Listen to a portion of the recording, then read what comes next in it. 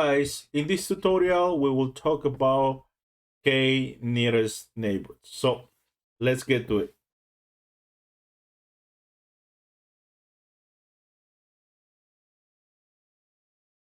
K nearest neighbors, or typically this particular algorithm is referred as just KNN.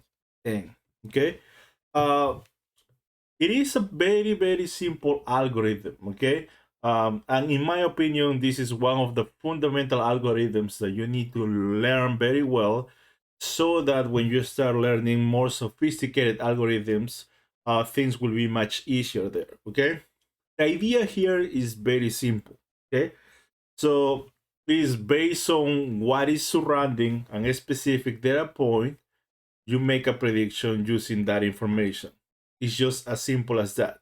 Okay, the idea of, or the main idea behind this algorithm is based on the idea of Euclidean distance. So you have to find the closest points to a specific point, and based on that information that you have on those neighbors, depending if you are working on a classification task, then you can use the majority label as the label to predict the label on the new observation, or if you are working on a regression task, you can use the values associated to those observations, take the average, that will be the prediction on the new observations. It's just as simple as that. Okay, again, so KNN is one of those fundamental algorithms that you need to master if you want to have a good understanding of machine learning and other sophisticated machine learning models. So let's go over some of the details behind KNN. Okay, so first let's go over this section 1. So introduction to K nearest neighbors. So KNN is a simple yet powerful supervised machine learning algorithm, and is used both for classification and regression. So if you're not familiar with classification, so classification is the process of classifying observations into a predefined number of labels. So it's classifying observations into labels. Okay. And then regression is the process of predicting a number. Okay. Predicting a number. Okay. So those are two popular tasks, especially in machine learning, classification and regression. Okay. One of the cool things about KNN is flexible enough that you can use it in classification tasks, and you can also use it in regression tasks. Okay. Now the question is how this algorithm or how this mechanism make a prediction. The prediction is going to be based on the k closest points. The k closest points to a specific new point. Okay. Now the natural question here is how you identify those closest points. So that's gonna be done based on the Euclidean distance. Okay. All right. Now let's go over section number 2. So how KNN works. So first is you need to choose the number of neighbors. So then that has to be defined at the very beginning. How many neighbors you're going to consider? Is it going to be 2? Is it going to be 5? Is it going to be 10, 20? I don't know. Okay. So that's something that it needs to be defined. Okay. If you're familiar with machine learning techniques and lingo in general, the number of neighbors happens to be a hyperparameter that it needs to be 2. Okay, but that will be the topic of another tutorial. So number 1 is you need to choose how many neighbors you want to consider. Number 2 is you need to compute the distance between the new data point and all of the points in the training data set. Okay, and then you select the k nearest neighbors, the k closest points. Okay, and once you have those k neighbors, then in the case of classification, you look at the labels associated to those k neighbors, and then you can use the majority label among them as a predicted label. In the case of regression, you will compute the average of the neighbors' values. Okay, that's it. Very simple, very flexible, very easy to use.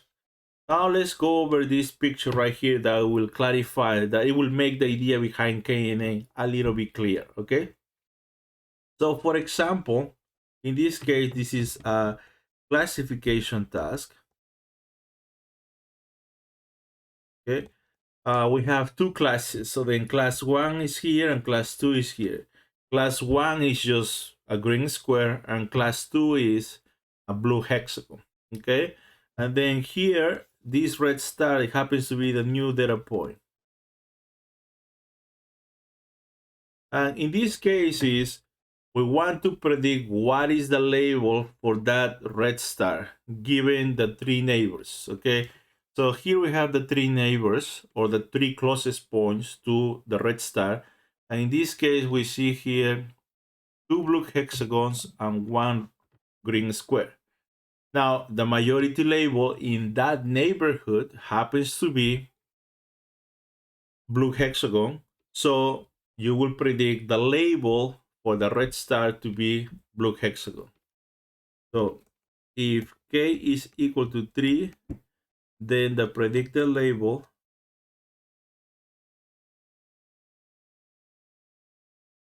is blue hexagon. Now, what if I consider, instead of 3 neighbors, what if I consider 5 neighbors? So now here we have these two extra green squares that they fall in the 5 neighborhood. Now in that case, the predicted label for the red star, it will be green square. Why is that? Because in the 5 neighborhood, now the new majority label happens to be the green square, because we have 3 green squares and 2 blue hexagons. So if k is equal to 5, then the predicted label is green square. Okay, and that's basically it. There is not much to be said about KNN. Okay, in the case of regression, so now let's imagine for a second. So instead of working with labels, now we will work with numbers. So for example, let's say here, instead of being a green square, let's say this is a 1.8, this is a 1.9, and then this is, for example, a 2.0. And if you are using a 3 neighborhood, right? And then in that case, again, let's imagine that instead of being labels, they are now numbers. And if you want to predict what is the value for the red star, so it will be the average of 1.8, 1.9, and 2.0. And the average happens to be 1.8, and that will be the predicted value for the red star. That is in the case of regression. Okay, that's basically it. I mean, there is not much to be said about KNN. It's very flexible, very simple, not only to implement, but also simple to understand. Okay, let's go over this section number 3 now. So common applications of KNN. So here are just, I listed 2, but then there are many more. So one common application is in customer segmentation, when you want to classify users based on purchasing behaviors or medical diagnostics, if you want to predict a disease based on future patients. So those are 2 common applications. There are many more. Okay, now let's go over what are the advantages of KNN. And number 1 by far is simple to understand and to implement. Number 2 is non-parametric, meaning that it doesn't make any assumption in terms of the distribution of the data. Okay, there are some models that they have some strong assumptions, something along the lines of the data has to be normally distributed, or independence, or things like that. So in this case, the KNN model doesn't make any assumptions at all. Okay, and that's a plus. Okay, no assumptions about the distribution of the data. Another advantage is versatile, so it works well in classification and regression tasks. Now that we covered the advantages, so what are the disadvantages? So number one is computationally expensive. So as I mentioned before, so for every new observation that you want to predict either the label or the value, right? You need to compute the Euclidean distance between that observation and every single data point in the training data set. Okay, and that's a lot of calculation. Not only that, but then if you have more columns, so meaning that if you have more features in your training data set, so it will take a lot of computing time in some sense. And if you have a lot of rows, so then that will make even things even slower at that point. Another disadvantage is very sensitive to outliers. Okay, sensitive to noise and outliers. Okay, that's one disadvantage. And another one is feature scaling is required. So anytime that you are working with an algorithm that depends on the Euclidean distance, you need to make sure that all of the inputs are more or less on the same scale. Otherwise, the result will be biased. Okay, so that's one thing that you always need to remember when you are working with the Euclidean distance. The input data, they need to be more or less on the same scale. Number four is not interpretable, so meaning that it doesn't provide insights into feature importance. Okay, and this is a very common questions or a very common question, excuse me, that you may be asked if you're working in a real life project. Okay, what I mean by a real life project is think about that you're working for a company and then you are doing some sort of analysis, right? And you're building models and you're making predictions and all of that. One of the first questions that you will get asked by stakeholders is that, okay, so you're building this model, you're using all of this information as input data. Now tell me which of those is the one that matter the most. Okay, or give me the top 5 drivers, right? So that's typically how they will ask the question. And when it comes to KNN, there is no way that you can tell, okay, feature number 3 and feature number 5 are the more important ones. You cannot draw those type of conclusions with KNN. Okay, with other models, you will be able to answer that question, but then with KNN, you are not. Okay. Section 6, when to use KNN.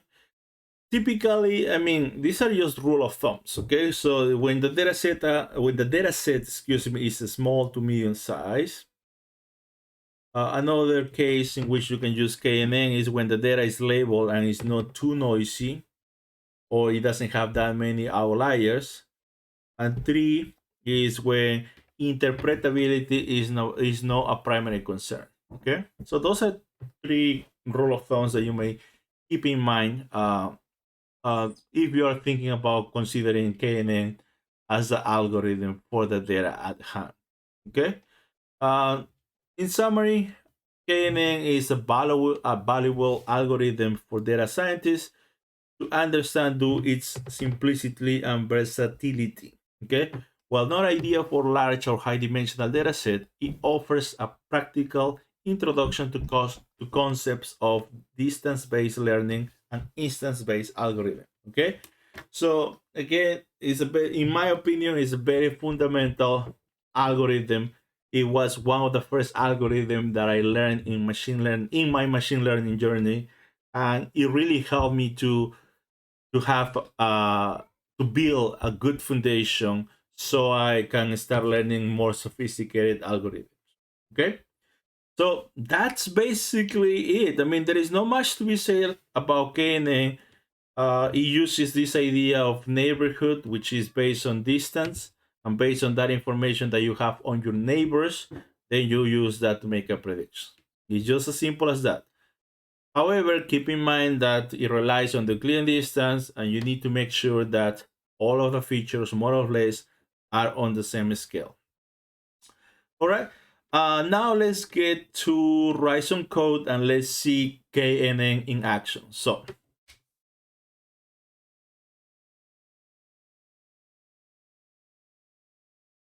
all right, guys. Now, in this very simple exercise, or in this very simple coding tutorial, what we're going to go over is how to build a KNN model to predict the labels of the iris flower. Okay, so this is a data set that I used in a previous tutorial.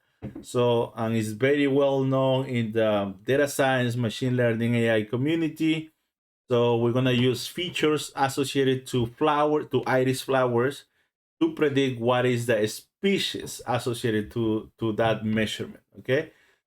So first we're gonna start by reading the data, then we're going to define the inputs and target, then we're gonna split the data into train and test, and then we're gonna evaluate the model, and then we're gonna start playing with the number of neighbors to see if that has an effect, and so okay. So let's get to it. So first, we want to import pandas first.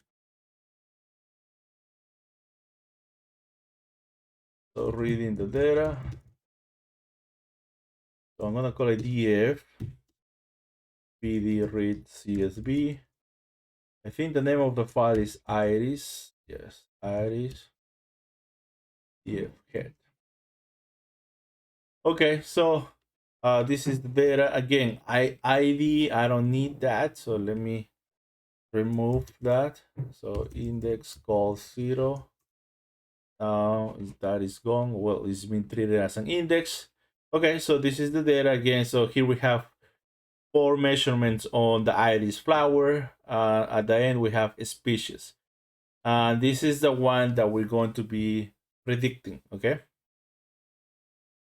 All right. So here we're going to define the inputs and targets. So we're going to use these 4 columns as the inputs, and this is going to be the target variable. So very standard notation when it comes to machine learning.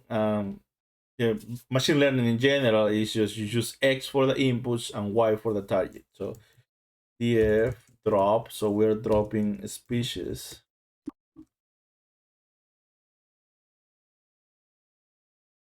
Okay. Then Y is equal to species. That's it.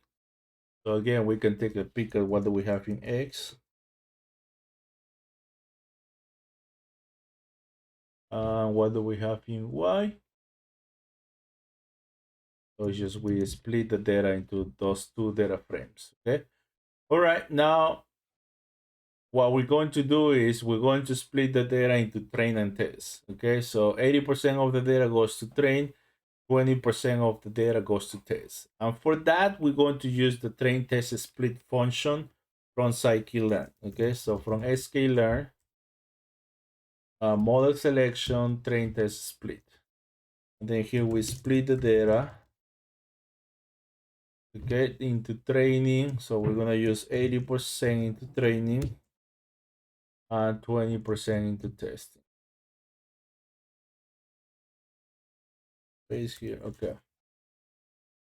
So the command is very simple, okay? So it's train test split, then the inputs, which are X, which are storing X, then Y.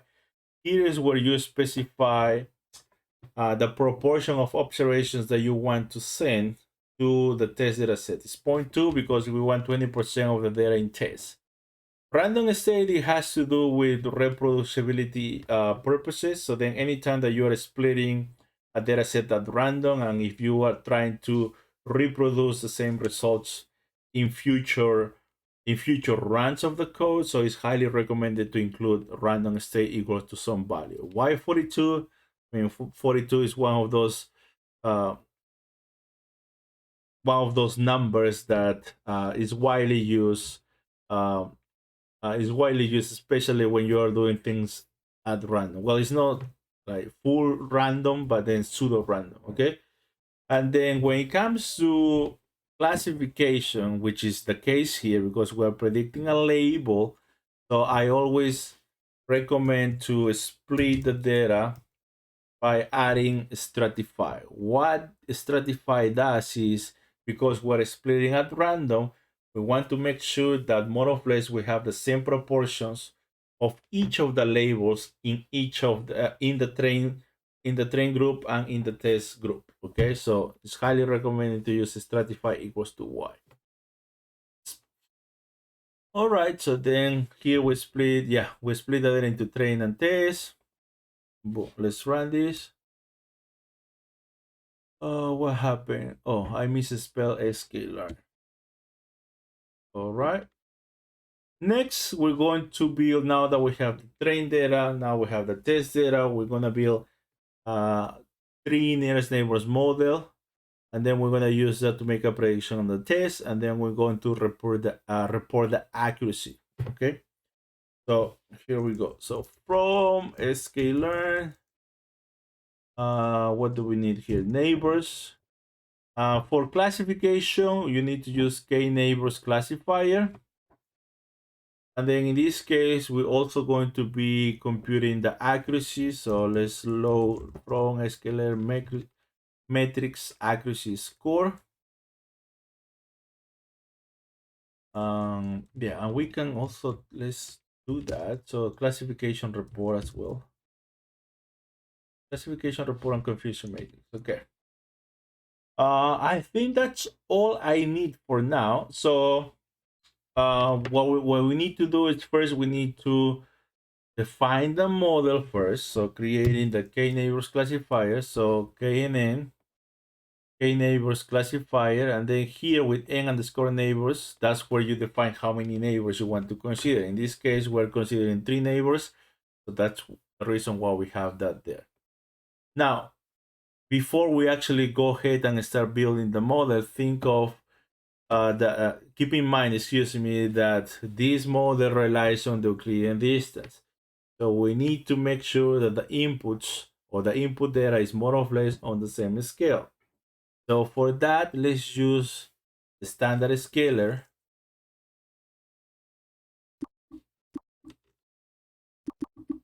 So from sklearn pre-processing import standard scaler, okay? So here we define the scalar, we scale the input in the train data set, right? So here we scale the test data set, the input in the test data set. And then at this point, we are ready to build a model on the train. And notice that we are using the scale data. Okay, and then now here I'm ready to make predictions. So we are predicting on the test using 3 neighbors. And then here we're gonna evaluate the model. So print accuracy. Then here we print the classification report. Oops. Classification report. And then we can also print the confusion matrix. All right, so let's run this. So then the accuracy of the model is 93%. So this is the classification report. So this report, it has, or it shows a lot of information, okay? So it shows the precision, recall, and F1 score. So these are 3 common metrics that practitioners use to evaluate the performance of the classification model. And those numbers are going to be some number between 0 and 1. The closer is to 1, the better. Okay. Here you have the accuracy of the model. Support that has to do with how many observations you have. Okay. And then here you have the confusion matrix. Okay. So basically here is on this row, if we focus on this row, so depending on how, okay, so then the first label is Iris setosa. So then basically what this is saying is that there were 10 instances in which the model predict Iris setosa, and it was actually Iris setosa. Here, this 10 means that there were 10 instances in which the model predict Iris versicolor, and it was actually Iris versicolor. And then here, what we see is that there were 2 instances in which the model predicted Iris virginica, but it was actually Iris versicolor. So then there are 2 mistakes here. Okay, 2 misclassifications. And then this means that there were 8 instances in which the model predicted Iris virginica and it was actually Iris virginica. So the model made 2 mistakes basically.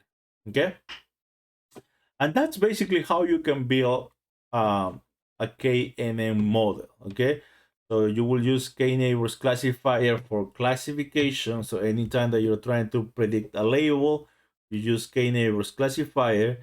Again, keep in mind that you need to standardize the data. Very common transformation is to use a standard scalar. That is not the only one. You can also use min max scalar and other type of transformations. Okay. All right, so let's move to step number 5. So here, again, as I mentioned before, so here out of nowhere, pretty much we're just using, okay, let's use 3 neighbors. But then the question is 3 neighbors the right number of neighbors that we need to consider? Nobody knows, okay? So then in machine learning lingo, the number of neighbors is referred as a hyperparameter that needs to be tuned, okay? So what we're going to do now is we're going to repeat the process, the process that we follow in step number 4.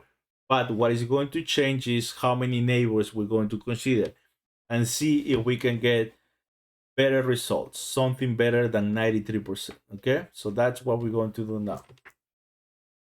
All right, so for that, what I'm going to do is just use a very simple for loop. Okay, so for k in range, let's start at 2 neighbor. Let's start at 1 neighbor. Okay, but then 1 neighbor is just too unstable. So let's start with 2 neighbors all the way up to 20 neighbors. And then here, what we're going to do is building the model. So neighbors, notice that now is equal to k, and that is going to be changing, right? First it's going to be 2, then 3, then 4, all the way up to 20. And then here is we build the model on the train, then we make predictions on the test, and then here we report that. Okay, that's just that's pretty much it. So let's run this.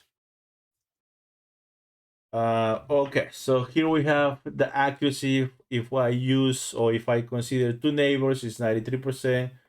Same thing for 3 neighbors, 4 neighbors, and 7 neighbors. So here we have 97% accuracy. So it got better. Then here we have also, if I consider 9 neighbors, I got 97. And then after that, it seems like it's getting stuck at 97. Well, when you consider 14 neighbors, it's 93. So basically, based on the number of neighbors that we consider, 97% seems to be the higher value that we can get. Okay. Now, if you ask me which of these numbers of neighbor will you consider, 7, 9, 10, 11, and others, they get the same accuracy. So you always want to go with the simpler model with great performance. So in this case, I know that the smaller number of neighbors is a simpler model. Yeah, so I will go with a number of neighbors equals to 7, basically. Okay. All right. So step number 6, it says using the result from step 5, run a 5-fold cross validation. Okay.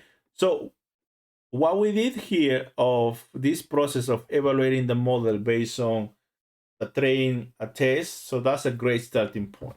However, maybe we are lucky, maybe we were lucky, right? Maybe we have the right split. That is the reason why we are seeing, great results.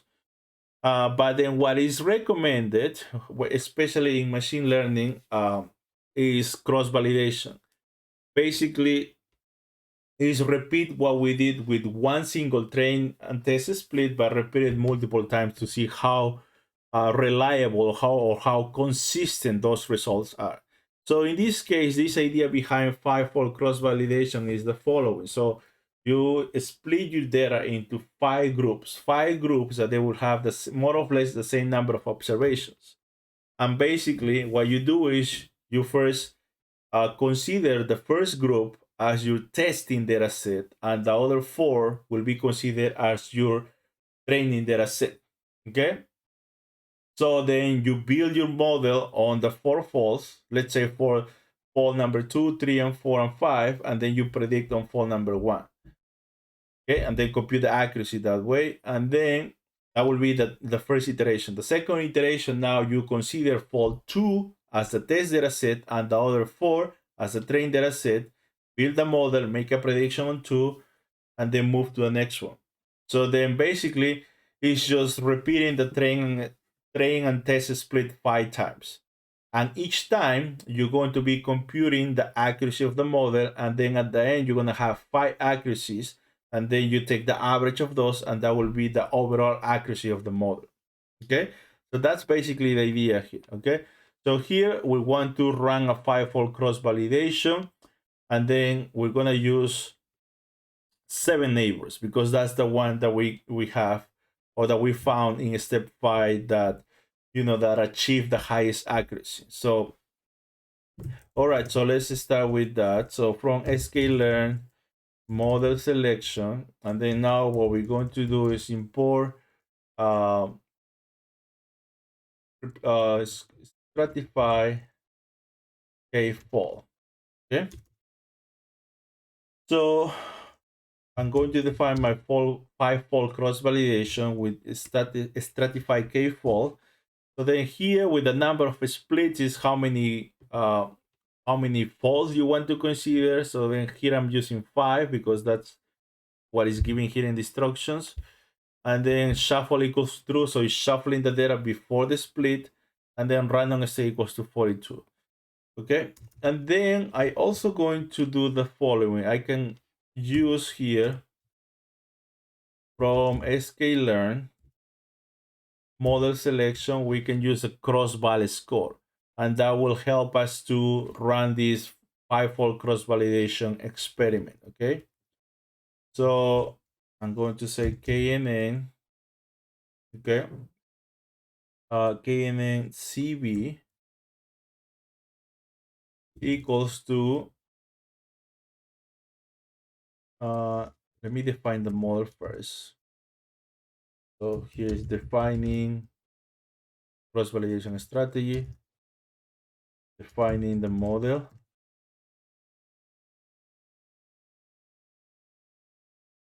So KNN, I'm gonna call it KNN, that's it. Okay, and then let's use running the cross validation. So it will be cross val score KNN. It will be X. It will be Y. So when you're using cross val score, the first argument is the model, then is the inputs, then is the target, then is the cross validation strategy, then is how you're going to measure the model performance. In this case, it's accuracy, and I like to use n jobs equals to -1. So then is use all the available cores in the computer to speed things up, and then is printing the cross validation results.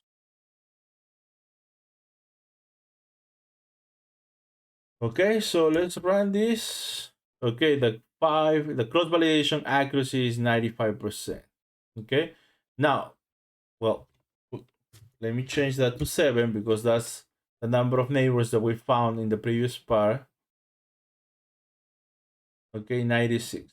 Now, what's happening here is we are forgetting something important. We are forgetting to standardize the input data, right? Notice that this is just the raw X, right? The raw X that we defined here. So what we need to do is we need to make sure that the input data, again, is more or less on the same scale. Otherwise, the results will be biased. Okay, so here we can do the following. So again, we can do something like this from sklearn pre-processing, then standard scalar, and then here we can standardize the feature.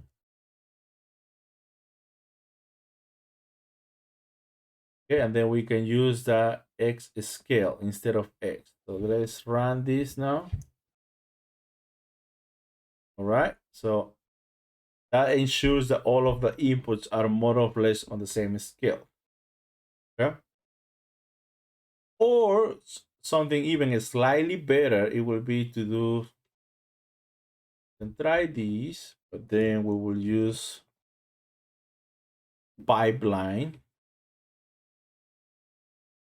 from sklearn pipeline. Okay, and then here when I define the model, so I will do it as follows: make pipeline standard scalar.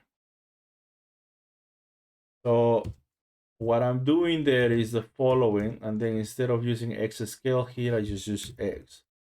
So pipeline is another of those features that we have in sklearn that basically, as the name suggests, is you're creating a pipeline, meaning that in plain English, that means a sequence of steps. So here I'm defining the model as a two-step process.